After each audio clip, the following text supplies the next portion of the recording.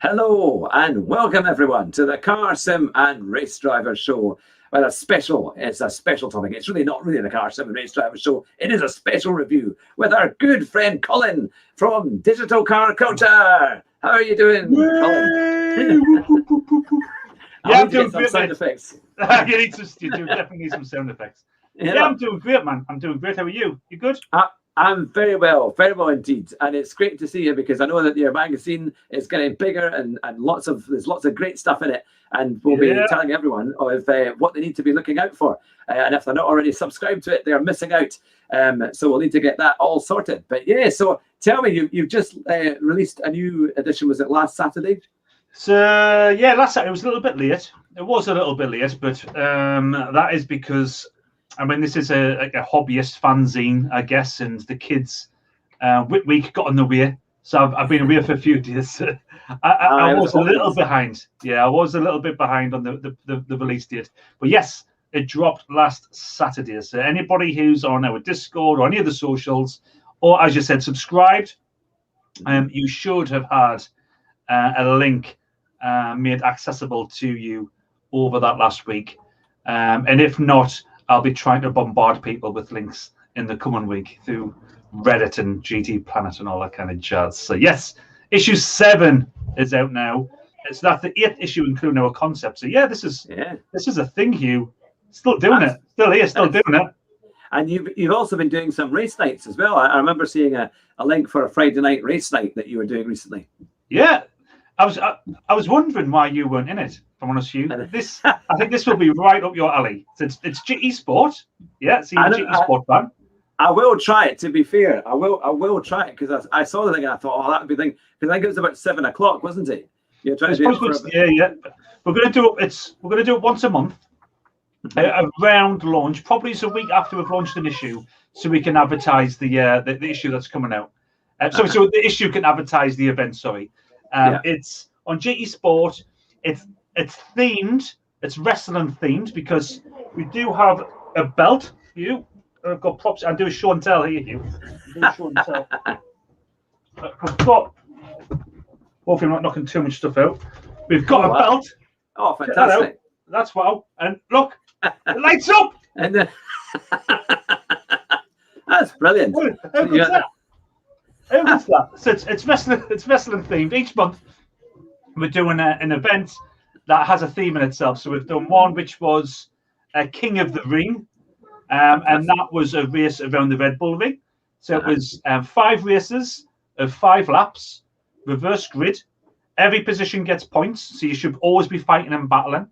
We had been Group B cars with racing horde tyres, so it was really, really difficult. All Alonatron won, so he was the King of the Ring. And then last week, the week before, we did the next one, which was the Renault Rumble. All right, yeah. They were Renault Clio V6s around Majoria Central. So again, another really, really short track. In that one, it was full damage and full contact allowed. So everybody was really respectful in race 1 or 2, but then they started to realise that you could really take advantage of full contact, and it got a bit chaotic. Really good fun. It's the antidote to FIAs, is what it is. It's all over and done with in less than an hour because the lap times are it's short laps, 1 to 2 mile max. So lap times 48, 50 seconds. So you have a whole thing done within an hour, and then we can crown a new champion. And Alonatron was the king of the Renault Rumble as well. So 2 wins in the belt. And Hugh, I want to see you there next time because I think you'd love it. Yeah, you'll need to remind me of the dates for the next one. I'll do my best to do it. Because if it's at 7 o'clock, I'll just have to make sure the kids go to bed an hour later. And that's real good fun. Real good fun. You'll enjoy it. You'll enjoy it. Oh, that's great. So if you like, you can share the screen and we can start to see what the latest digital car culture issue is like.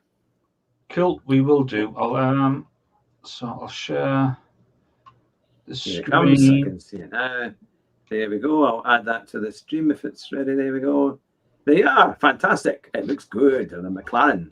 Yeah, so obviously you can see the magazine there. Then I can't see anything other than the magazine. So apologies if I don't get any visual We can see you. Nods, we can definitely. doofus. I can't see any of that. So yes, again, we're always trying to keep these really nice, bold, crisp, clean covers. And yeah, McLaren on the front cover this time. And this time it's by a guy, a GT Sport livery designer and photographer called Azabear. And he's been selected for the photography. So yeah, I think this is a pretty cool one. So this month, as you can see, the big things I'm wanting to call out is top 10 ESC tracks that you might not have known about. Might not know if that makes sense. I'm pleased that makes sense. And the Hooligans, which is the event we were just talking about the wrestling themed races that we're doing. That's called the Hooligans. And we're introducing a new regular feature called the Garage. So I'll get into it. Usual, we are driven Foundation T-shirt on as well today. So I think we talked about that last time. It's a charity of sim created by sim racers, just to help people out, really. So they're a really, really good bunch of guys. You should check that out if you can. Usual welcome. And in this one, Hugh, the two things I'm calling out is about our partnerships. So I'm talking about the partnership with Sir Spats Gaming and yourself, Hugh. Because we're going to be doing this on a regular, aren't we? Exactly. As long as I can get there, because I am a bit of a letdown. Apologies, I let you down last month. So yes, I'm just talking there about the two new partners that we have, which is fantastic, and the usual contents pages. We were talking a little bit earlier about designs of T-shirts and stuff like that. Now, Infinity Decals is a guy there, Dave Robinson. Oh, I hope I've got that right. Dave Robinson. Wow. Robinson. I think it's Robinson. He runs Infinity Decals. He's a great guy. He does banner art. He does decals. He does T-shirts. He's done this T-shirt. So he's done this at cost. And in fact, I think he took a big hit because I think the majority of the money for these T-shirts went to the charity. So he's a good guy. So it's good to be able to give something back and give him a full page ad. And if you've ever seen these guys, Cowabunga Car Diaries. They're pretty cool. They'll be up your street, actually. Check that out because they're really, really, really good dudes. And here's our partner page, Hugh. Look at you. You're there. How does that feel? And if you click on that link, it goes to your YouTube channel. How cool is that? Brilliant. That's fantastic. That is really, really good. I really appreciate that. Now there's no excuse for the masses that are watching and taking part to come along and see the channel. But that's brilliant. That's really, really good. Thank you for that. No bother. And that's the thing. This is an interactive magazine, so you can click on the links, and by clicking on the links, it'll take you straight through to the channel. Same for Sir Spats, and we'll be coming to Sir Spats as well, because he has a regular feature now in the magazine. So my usual ads, the regulars. This is just a breaker page that I put in, and then we have our news. So there's a few bits in here that I guess I'll just call out a couple. I'm not going to kind of talk through this word for word. The first one of interest, I guess, is Gran Turismo 7. It's been confirmed that it'll be released on PS4 and PS5. Well, obviously PS5. I guess it's the other way around, and PS4. What do you make of that, Hugh? What do you think of that? There's some rumblings online. People aren't too happy that it's going to be compatible for the previous gen. What do you think? It's interesting because I know that Keirith Cart had said that he thought that was okay, and it was a reasonable decision. To be fair, I didn't watch this whole video about it. And then the Key, which is the first video I saw about the release of GT7 on PS4, he was dead against it. And I'm kind of with the Key on this one. Because I was kind of hoping that PS5, it's a next generation console, and that would kind of give the best to GT7 in terms of technical power that it could use to make the game even better. And I'm not convinced that maybe that will happen, or it will be as good as it could be by putting out on PS4. But that's my opinion. I could well be wrong. But yeah, I'll certainly get it on PS4 without a doubt. Because I probably won't be a while before I get a PS5 that you can actually get them. So we'll have to see. But yeah, I'm not sure. I mean, they'll get a much bigger audience, definitely. And they'll sell very well, and they probably need the money because of COVID and things. But yeah, I've heard that seemingly the chap who runs the whole thing isn't very keen on having to do it. But I think financial pressures or Sony have told them that that's what's happening. But there's the rub, isn't it? As you said. I think it'll be a long while before the masses on PS5s. So commercially, You've invested all this money in a new game off the back of the huge success which is GT Sport, and needs to be able to pay for itself and pay for itself pretty quick, because if it doesn't, people will move on to the next game. If it can't grab a huge audience early doors, other games will follow, and people could move away from it. So I think you're right. I think it's clearly just a commercial decision, and you've got a huge amount of players on PS4 which will pick this up. Now, what the impact will be on the quality of the final product is, I don't know. I mean, the way I see it is, for what a next generation gives you is it gives you ability of processing power, which is typically used for having much larger maps, and games become a lot bigger. Now, that's not necessarily really for a racing game. The maps are really small because the tarmac and a little bit of runoff, and that's all you get. So that's not going to be required. Graphically, definitely, you'd imagine there'll be a difference between the PS4 and the PS5 when it comes to graphics. But if you think about the physics of the games, the coding and the physics should be the same on both platforms. So I'm not too sure whether there would be much of a difference. If you were talking about an open worlder, it's like a Forza Horizon where it's a massive map, then you'd imagine there's going to be quite a difference between the PS4 and PS5. But if you think about our players and completed Grand Theft Auto 5 on the Xbox 360, and then again on the PS4. Now, it was an upscale for PS4, wasn't a kind of a build at the same time for it. There's very little difference. So I'm hoping there's very little difference between the two. And the experience, graphics will be different, but I expect the experience to be the same. I'm thoroughly looking forward to the game itself. I think GT7, they've always been fantastic, charismatic games, great games that stand out without a doubt. And even Gran Turismo, as it is just now, is a great game. I think now that actually, to be fair, the penalties have gotten a bit better. I think they're just dealing with a huge number of drivers that haven't, they've done their etiquette video, but it seems to have flown out of the window when they actually get to the race. But then that's kind of one of the things, I suppose, that just happens. But it'll be interesting to see what happens. And it's funny because you're talking about Grand Theft Auto. I got the PS4 when that came out, and I have the box on the old one that had the Grand Theft Auto logo on it with the game. That's why I got the first one. It was one of my favourite ones. And I can't wait for the next one. I think that will be incredible. I've got lots of good stories just about. Did I tell you the one about when I went to the car rental firm in America?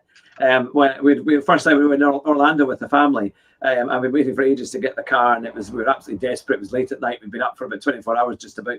The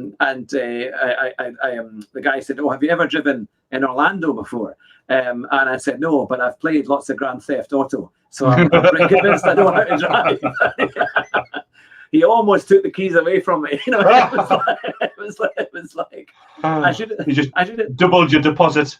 Yeah, I should have said I've never ever stopped at a red light before on that game. So so no, it was good. But it's an interesting thing that Grand Theft GT7 will be on the PS4. Yeah. We'll have to see how that pans out. Will it be next year that they're going to actually launch it then, or will it be later on this year? That's what they're saying it's going to be next year, isn't it? That's the release. There's also here number 4, sticking with GT Sport. GT Sport is going to be part of the virtual Olympic series. Did you read that? Yes, I heard that because a few of them, I saw the setup for it, wasn't it, in the Toyota Supra? They've already done a qualifying session for that, haven't they? And people have already qualified to go forward, I think. Absolutely, yeah. It's funny having a kind of game that's going towards the Olympics, isn't it? They're kind of and bringing in, I suppose, the guys at the very top. I mean, they have to be pretty athletically fit to do it. It's almost like when I used to.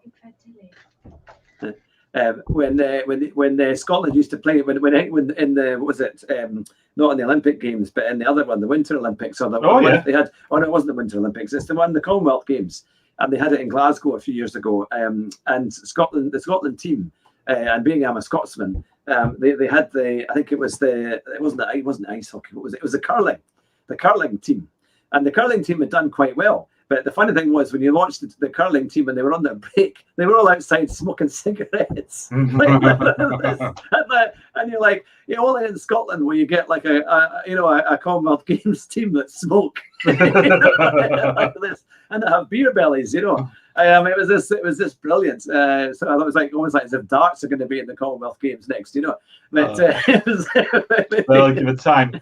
Be darts on the Wii, Nintendo Wii dart. You give me enough time with this bit. That's cool news, wasn't it? That is really cool news. The only other one I'd call out as well is there are some reports that Assetto Corsa, which is an awesome title, really awesome title, is looking for a sequel in 2024. So if that can be the kind of the sandbox, what the current Assetto Corsa is, which I do love, then that would be absolutely phenomenal to have a new physics engine for Assetto Corsa, but it's brought right up to date, but still allowing modifiers to get in there and produce new content. That would be phenomenal, absolutely phenomenal. Yeah, it's such a good game, isn't it? Such a good game. Oh, big star. Yeah, big star. And I noticed there was a picture there of the new Fanatic, which everyone's been talking about. Yeah. That looks rather good. That I have to say, I would love to be able to upgrade my G29 to a proper piece of equipment like that. It just depends on how much time you actually would invest in it. I guess obviously I've got G29. It'd be good to upgrade. But for what I do, I just hoon around on arcade games. This is perfect. I mean, that is a serious bit of kit, isn't it? That is real serious bit of kit. That's for your people are going to be sitting behind the wheel for hours and hours on endurance races and iRace and all that kind of stuff. So looks lovely, doesn't it? Looks really nice. Yeah. I can imagine that. Dirt 4. Dirt 4. So Dirt Rally 2. Well, Dirt 4's you have the Dirt Rally series and you have the Dirt series. The Dirt series is the arcade version by the same producers at Codemasters. And Dirt 5 is the one that recently dropped. And by recently, it was at the beginning of the year, so it was quite a way back. I did a review for Dirt 5, and I was massively underwhelmed. I got the amplified version as well, which was the pre-release. It came out a few days beforehand. You get everything, all DLCs in the future are free, all that kind of jazz. And I was really underwhelmed by Dirt 5. But a lot of people said that Dirt 4 is still really, really good. And one of our main guys, Yusuf, who is one of the main contributors to the magazine, him and Afraid Racer, loves rally. Big rally fan. Plays all the rally games. He's setting up DCC rally events in our Discord and for our channel now. He's doing all that work. He suggested that he goes back and has a look at Dirt 4. And he loves it. Really, really, really loves it. I think he talks about the DCC rally team being born, which is great. And it looks like it stands up. I've never played this one. Never played it. Dirt 5 was the first of the Dirt games, apart from Dirt Rally and Dirt Rally 2. I think I might have played Colin McRae's is one of the early Dirt series. It was a Codemasters game. So I've played that, but I've not played any of the Dirt that I don't think. It really feels like I've missed a trick with this one because this one sounds phenomenal. I mean, he gives it a 4.5 out of 5, and Yusuf is pretty hard to please. He's he does mark games down quite a bit. So to do a 4.5 out of 5 for this one is pretty impressive, and it feels like this is one that I've overlooked and I should really have gone back to be fair. So we opened strongly with Yusuf, who's a great writer, really, really good wordsmith. And we come up the block strong with the Dirt 4 review. And this is what I was talking about at the beginning. This is the King of the Ring. So each month we do an event called the Hooligans. This is a long-standing thing I've done for years through various different guises. But under the digital car culture, I've kind of reinvented it. And each month we're going to do an open community event where the winner gets the belt. Here it is. Yeah, there's the special belt. Just get the lights on for you, Hugh. Yeah, there's the belt. The winner gets the name on the belt. And All Alone at Home was the winner of our first in the series of the Hooligans. We've since done the next one, which is and I've done the Smack Talk. I've got embarrassingly, I've got the same T-shirt on as well, Hugh. That's embarrassing. So if you click on that, you'll go to a very short video of my impersonation of Macho Man Randy Savage, which I do a great impersonation of him. I've done a bit of a smack talk video at All Alonatron for them as the macho man. I was hyping myself up a bit for the next race, which was the Renault Rumble, but I did terrible in that one as well. So really, really bad. And this is the new feature which I put on the cover, the garage. So, do you know much about Assetto Corsa? I was bigging it up a few minutes ago. I was going to say, I have just got a PC. And so I've started on the PC side of gaming. So I've got Assetto Corsa and Assetto Corsa Competition there. Oh, nice. I can finally pronounce it properly. I was doing a bit of franglais earlier on when it was I was saying competition, Assetto Corsa Competition, and they kept coming back to me saying that's not how you pronounce it. There's a Z in there somewhere. So it was the one. But yes, so I've just kind of started on Assetto Corsa as well. And it is a fantastic game, absolutely brilliant game. Well, ESC, so Assetto Corsa itself, as I said, it is a bit of an open sandbox because it's open in the sense where people can go in and they can mod things and they can create. So they can create their own tracks, of which there's many. They can create their own cars. They can create traffic mods. They've done lighting modifications to the game. And Assetto Corsa allows it to be open for people to go in and to modify the game. It's 7 years old now. And when you get into Assetto Corsa, it is absolutely phenomenal. Now, ACC, so Competizione, and that's not how you pronounce it, but it's as close as I'll ever get to it. That's close. That's just a track. That's a track game. Yeah. For what I know, you can't do any of that thing. But Assetto Corsa itself is phenomenal. And the reason I wanted to start to talk about the garage was, it's part of digital car culture. The reason why I got right in the digital car culture and started to kind of do the magazine was, I love car culture, but I don't have the time nor the money to be able to be out and about and messing around with Evos and Skylines and all that. I can do it behind the wheel. And Assetto Corsa allows you to be able to build your own cars. You can build the physics. You can build the bodies. You can tune engines in the cars, and it's all done through code. It's all done through changing and applying text.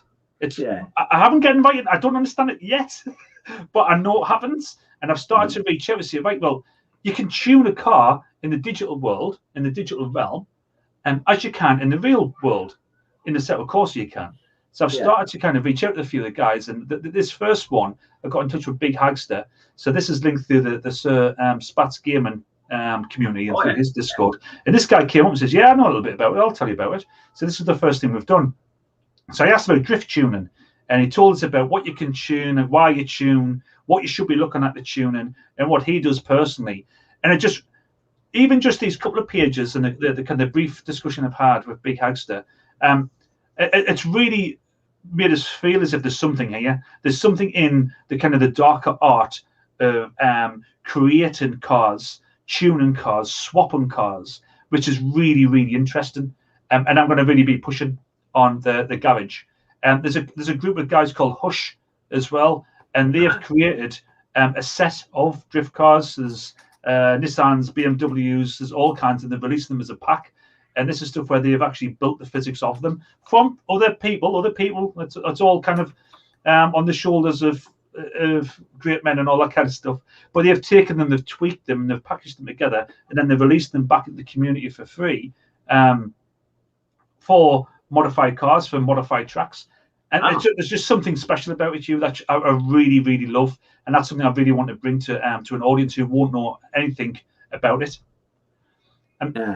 And I've started doing a thing called the Commentator as well. So last month I talked to Dark Smoker, who's a pal of mine. And this month, Paul Walsh. So, Hugh, honestly, this guy, have you come across Paul TX141 before? Possibly, because I know quite a few different commentators.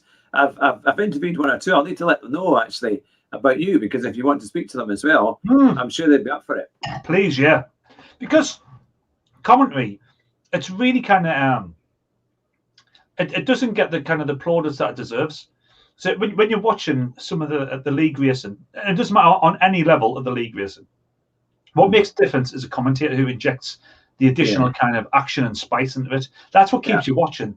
That's what it really engages you with what's going on. If it's just a just a really kind of dry broadcast of the cars going around on a screen. You don't really kind of get in it. The commentator really brings it out. And Paul Walsh is the best I have came across. And I was lucky enough to be able to reach out to him and ask him if he could commentate on the Hooligans events. And he did. Fantastic. Yeah. And he's amazing. So we switch. So I do all the stuff in between, and I switch to Paul to do the commentary for the racing itself. And genuinely, Hugh, seek this guy out. Takes 141 on Twitch. Paul Walsh is called. You can. I must have a link. Actually, the link will be there. Yeah, there's a link there, so you can click on his logo. Yeah, no, I'll click on that and I'll take me. I'm on Twitch. Turns out I've got a connection to Twitch, so I'll be able to do that. Yeah, no, he's amazing. Honestly, amazing. I don't know how he does it. He just constantly, it's high energy, constantly talking. It's phenomenal. He really brings it to life. And I've asked him a little bit about why he does it, what's next, all the kind of the usual stuff. And I'm just really pleased that I'm able to give him a little bit of a platform because he deserves it. He's a phenomenal guy. Really. Oh, there's another one. There's another link as well from as well. He's a phenomenal guy. So that's that. Photography. We always have a good photography section. I think that the art magazine is really, really important. I have magazines sitting behind us. I've got Max Powers and that sitting behind us where you can just flick through and enjoy it without even reading a word. So it's really important for me that the magazine is kind of visually stimulating. And this is the first time for the photography section where rather than me picking the pictures, I've went to the photographer and says, send me your best pictures and then tell me why. And this is going to be a thing moving forward. So this is what Azabeh's done. He sent us what he believes are his best pictures, and he's told us a little bit about why he believes they're the best. Very much concept guy. This is on GT Sport. So this is to do with, I think, a Vision one, isn't it? I would have thought. I'm not familiar with that. But this is all his liveries, his shots. These are his favourite things. And the nice thing, I mean, that's lovely, that, isn't it? That is really, really, really special, that one. But again, it draws out the power of Scapes. Scapes is amazing, isn't it? I don't know, do you use much of Scapes on GT Sport? Have you seen much of it? I have seen a little bit of it, but to be fair, I haven't. I think I've taken like 9 photographs and a few other bits and pieces. I haven't done that much on it. And in our touring car community series that's starting at the end of July, Rascal has made the liveries for the cars, and then people can have the basic livery that's there, and they can add to it. So I'm not much of a designer, so I'm desperate to get people to help me with that. Because that's what I need for it. But no, that is a fantastic design. But look, I mean, if you look at it sitting on the background as well, I mean, it looks real, doesn't it? That looks real. Yeah. It doesn't look computer generated, but it's that's exactly what it is. It's phenomenal. As I said at the beginning, a couple of big guys for me, which is Afraid Racer, and I've got Yusuf. This is what Afraid Racer's first kind of content for the magazine, and this is a comparison of 2 of the kind of classic Ferraris, the 365 and the 512. And Afraid, he's a young guy. He's really, really passionate about motorsport. He's really passionate about the digital car culture. He's always coming up with ideas, and he's starting to put in his own content regularly into the magazine. And this is something I would never have thought of. I wouldn't have looked backwards at these kind of classic cars, but he certainly has. You can click on the link, go to his video because he's got his own channel. And it's just another way of bringing people closer to the content as well. Yeah. And then somebody got in touch, P308R. That sounds like the kids getting a telling off of me, Mrs. in the background. Which hopefully that'll settle down in a second. Sebastian, he got in touch.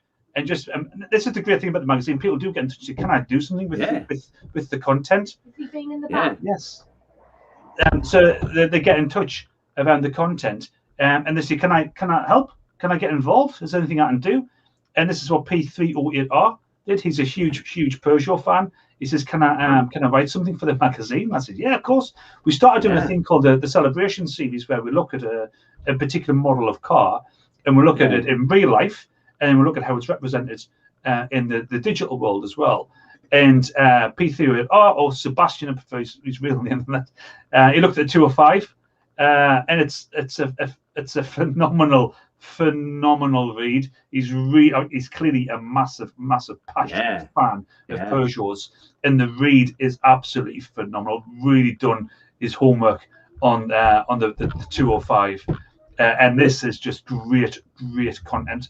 It's phenomenal. And I think that's a great classic car, and those kind of cars are in the games a lot of the time, aren't they? They're in Gran Turismo. They're in, I'm sure you get a mod for it in Assetto Corsa. So it's amazing now. But there's a fantastic video of the old Peugeot museum in France.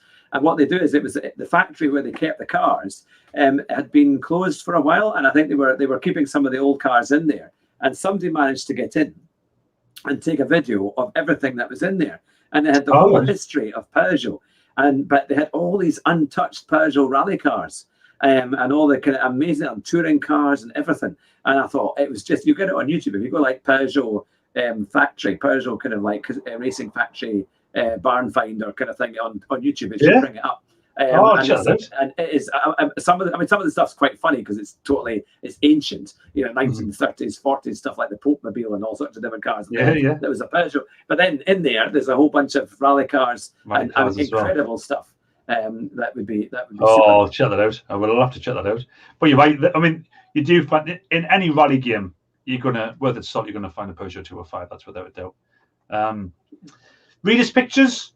Always have that. So we get a lot of pictures sent in through the Discord, and I like to pull out the top kind of 30 and look at them. Some of them are phenomenal, really, really nice shots from some really, really talented guys that try to bring. Somebody put a bike in. What's that about? A bike that's not got 4 wheels. So we have that, and then we enter the sim zone.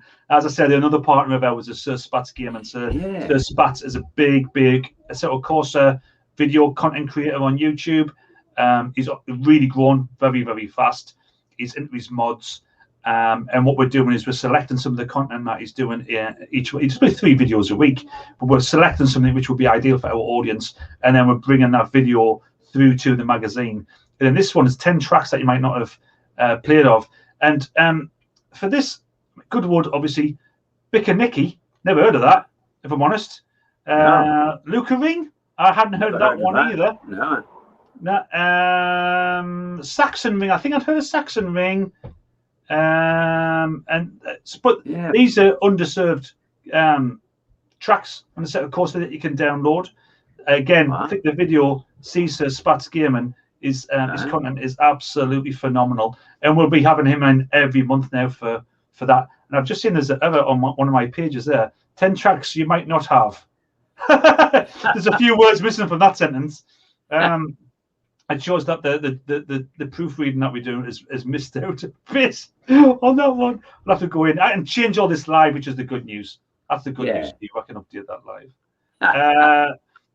Again, the Fred came in and he did a bit about the Olympics. So we've already talked about that and GE Sport. And then there's a guy, D-Max, he's called D-Max Motion Rig. He's got his own YouTube channel. Again, that'll be linked in here. He built his own motion simulator with 3 degrees of freedom. And he tells you about how his YouTube channel is all about how to do it. Wow. And he's done it himself. And when I say real DIY, so this obviously fabricated, a lot of welding involved. He hadn't welded before. So he bought a welder to do this, and he'd done all of this himself over, I think he says it was about 6 or 7 weekends he did it. The result is phenomenal. It really is phenomenal what he's done. Oh, he says 4 weekends. I made it on the weekends, and it took me 4 weekends to get it moving. But to get it moving, I guess it'll be a few more weekends as well to get it set. But he uses VR. Obviously, that's perfect, isn't it? VR in a motion rig really brings that extra level of immersion. And we'll be bringing more stuff from D-Max as well. He's got a great channel. You've got to check it out. Crazy. He's a crazy guy. I mean, I like a project, Hugh, but I don't think I would be touching building a motion rig. Yeah, that is quite a thing. That's pretty good going. I see you doing something like that, Hugh. I can see you taking on that kind of project. I think it'd probably turn into a bomb or something. It'd be just like, where's all the hydraulic fluid gone? Does that mix with anything? It was like, I'm sure wiring and a few bits of sparks won't do any harm. But Fine. That always happens. You always burn a couple out. Yeah, I'm afraid I'm like Crichton from Red Dwarf in that way. So I'll be saying, I'm pretty sure I know what went wrong. But no, that's the thing. Oh, and we've got a comment here from Sebastian Gillian. He's saying the Peugeot location that you're talking about is called Terre Blanche. It's Peugeot's official archive. The official museum finds itself in Sochaux. Oh, well, that'll be. I'm assuming that Sebastian then is. Yeah. Thank you for that, Sebastian. That's guys, hello. I can't see anything other than the magazine, but hello. Yeah. Thanks for giving you big props there. It's an awesome article that he's done. He's a good writer. It's Sebastian from all the way from France as well. So thank you. I was going to say, please feel free to put your links for Digital Car Culture into our Discord as well, so that all our guys can see it in here as well, because it would be great to let everybody see it, because it's all, the way that sim racing is taken over, and all of this stuff is all linked to it all. It will be something for everybody, and so feel free to put it in our Discord. Oh, will do, pal. Will do. Thank you. So R Factor 2, I've never played this, but we do have a guy, Boomer, in our community who's a big fan of RF2. He's a big fan of NASCAR. He didn't pull us up either of my description of NASCAR, which was DCC NASCAR. No, Boomer tells us all about the art of turning left. Didn't pull us up on that, so I'm pleased. I thought he might have been a bit upset. But he thinks that R Factor 2, he is a big NASCAR nut as well. So he's from America, so he's got proper lineage into to NASCAR. You've got the NASCAR 2021 game. I think that comes out shortly. 2020 is the one that's out at the moment. There's Heat as well. But he thinks R Factor 2 is a really good substitute for going left. Absolutely. And this is a little bit about it. Elmore Liveries, super talented guy. He produced this randomly for us. And it's just insane, isn't it? You can download that if you search for DCC. So there's a lot of GT Sport in this one, actually, isn't there? A lot of GT Sport. Yeah. Hoona Streets. This is where it gets into my world. This is what I like, Hugh. I've started a new series called Find and Reverse. This is where I look at old games, because there's not much coming out on the horizon for car games. So I look at some of the stuff that's in the past. And the first one I tried was Forza Horizon, the very first one. And I've done a video on it. There's a link on here to the video to take the first 20-30 minutes of gameplay and my first reactions to it. It stands up. And this is what, when we're talking about Gran Turismo 7 coming out on the PS4 and PS5, does that mean they're compromising in quality? Tell you what, if you go back on the Xbox 360 and you look at some of the games on that, Forza Horizon, the first one, like nearly 10-year-old it is, it still looks brilliant. Really good. Huge open world map. I know it's not the same, it hasn't got all the proper physics and all that, but it does stand up. It's still fun. You can still get a lot of enjoyment out of it. You can be able to pick this up on eBay for like £3. It's good. And that's each month we're going to look. It's an old title. Next month it is Wheelman. Vin Diesel's Wheelman. Now, I assume it's a car game. It's got a car on the front. It's Vin Diesel. It's called Wheelman. So it feels like it's going to be a Fast and Furious-y kind of thing. It's on Xbox 360 again. So we're going to take a look at that, do the first 30 minutes in a video. I'll do a write-up next month. Maybe do a couple of streams. But for next month's Find and Reverse, Vin Diesel's Wheelman, the game everybody's been waiting about. Test Drive Unlimited, Solar Crown, big open worlder. Is that one you've heard about, Hugh? It's coming out soon. Well, I say soon. There's some kind of next chapter. Yes, Test Drive out in July. Yep. Beyond that, not too sure when it's coming out. I was going to do a video on it. And I was going to do an article on it. Sorry, I started to put some words down. And then I don't know whether you're aware of Militia Gaming. So Militia Gaming's a big YouTuber. I came across his video and he just absolutely nailed it. So I wanted to talk about what do we know about it. And he nailed it. So I thought there's no point in me. No point in me writing anything. I'll get in touch with Militia and ask if see if it's cool for him to plug his video. And he was like, yeah, no bother, do that. So if you want to know about what we know about Solar Crown, then click on this link.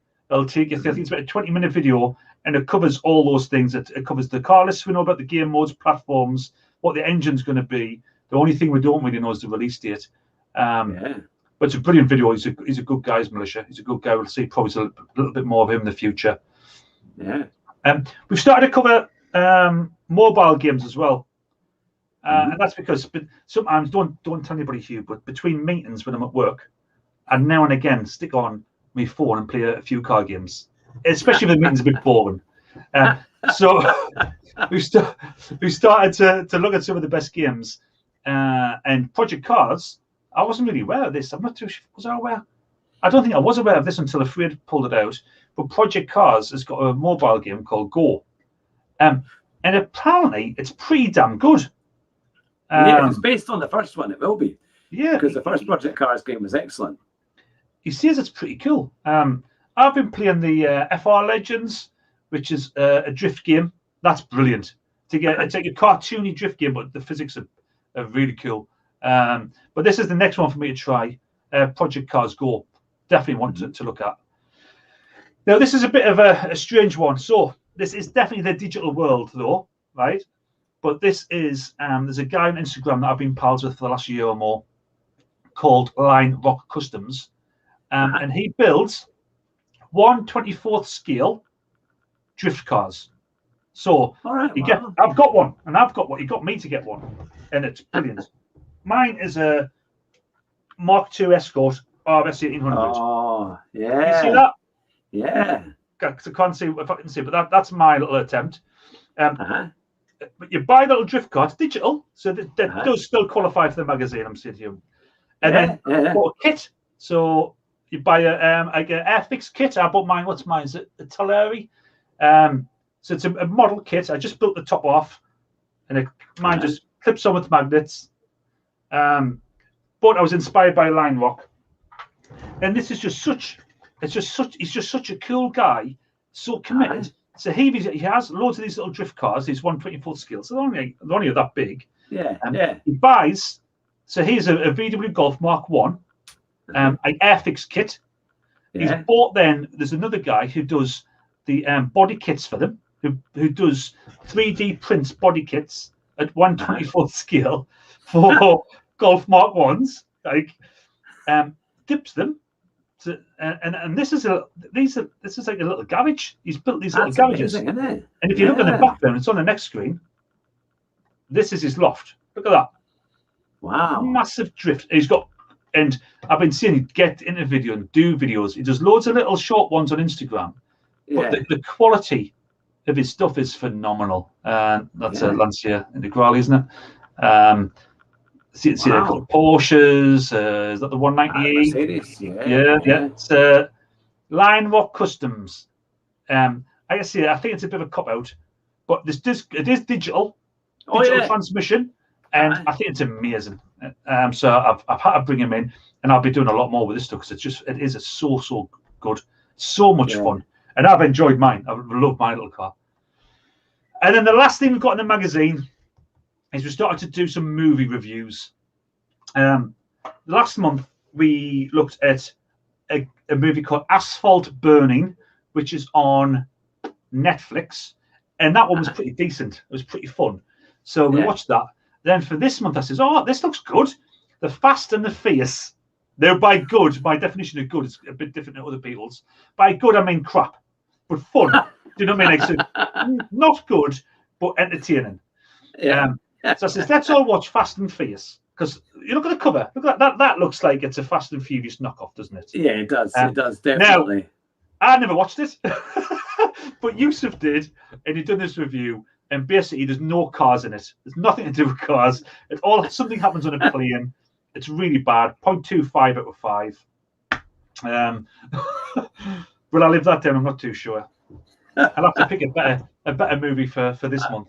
I think the only films to get a review as poor as that is something with Selena Gomez in it. I think that's about the only one. But there you have it. Oh, that's fantastic. And that's it. And that's a lot. Well, it's brilliant. Now you'll need to let everyone know, how do you get the links? How can they find you? If the website's kind of the hub. So if you go to www.digitalcarculture.com, that's the website. You go there. We've got banners for all of our socials. So we're on Facebook, Twitter, Instagram. Don't have a big following on those, to be fair, but we are there. Discord is where the community lives. So if there's a Discord link, and Hugh, I know obviously you're in the Discord, and the community is really active. There's a really good set of guys in there. So that's where everything's kind of flowing on a daily basis. And then there's YouTube. So the magazine itself, it's a hard thing. It's a hard thing to produce, Hugh, and it's a really hard thing to distribute.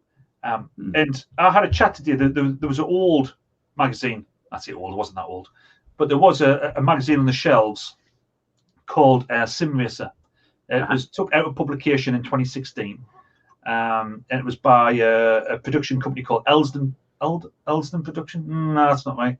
So, I think it was like Elsden Production. I'm sure that's what it was.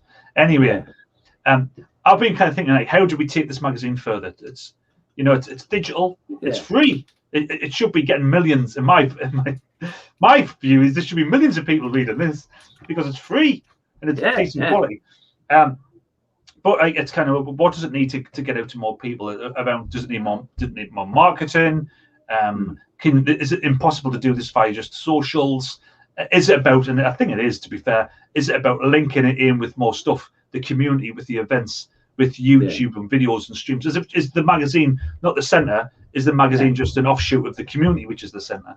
And I reached out to the guy who's the CEO of Elsden Production today, and just said, I've got a hobby magazine. I know you used to do Sim Race. I know you do loads of other magazines globally.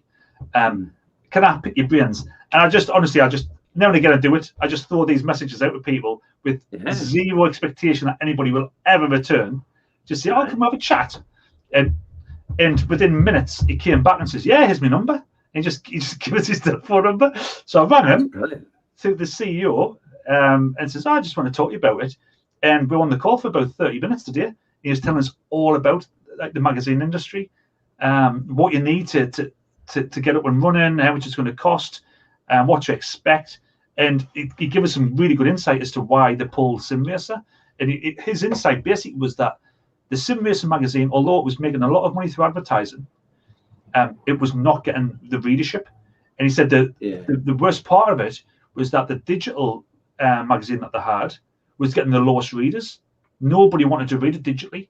It had better following as a printed magazine, but a printed magazine comes at high cost. And he said that it wasn't, they weren't able to make the economics of it work. So they were getting a lot of money through advertising, but the issue was, over time, the advertisers realised that they're not getting the money's worth. They're not seeing the rigs being bought, whatever. And he does loads of stuff.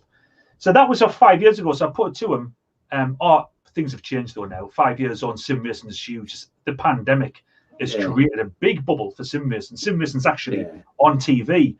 He says, that's right. He says, but we tried to launch Sim Racer as a magazine again last year in the summer with this big bubble, and we tried to do it digitally. He said nobody wanted it.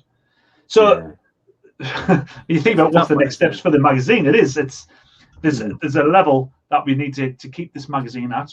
And I think this is it, to be fair. I think it's we can do it monthly. We're getting good content. We're getting good content creators in. We're giving people exposure. It's drawn my time, but not too much, as in like it's manageable. But I think that next step to making it into something huge is probably the wrong step. I think what needs to be is it needs to be based around the community, and the magazine is just an element. YouTube's there for videos. YouTube's there for streams. We'll run off-stream events. And it's just about creating a community around all those types of games. And that's what it is, to create a hub, probably around the website. So, if you go to www.digitalcarculture.com, then you'll be able to get yourself involved. Contact us through there as well if you feel like you've got content that should be in the magazine, or you just want to kind of connect, then that's the way to do it, mate. That's the way to do it. Fantastic. Well, that's been brilliant. I mean, I always find that when I look at the magazine, I think, cool, this bit's really good. You go through the whole thing and you find lots of really interesting articles, and then you can click on it and it takes you straight there, which is great. And it's all information, it's fun. And for me, I'm a big car enthusiast too, I love it for that, because you get some great reviews on some wonderful cars.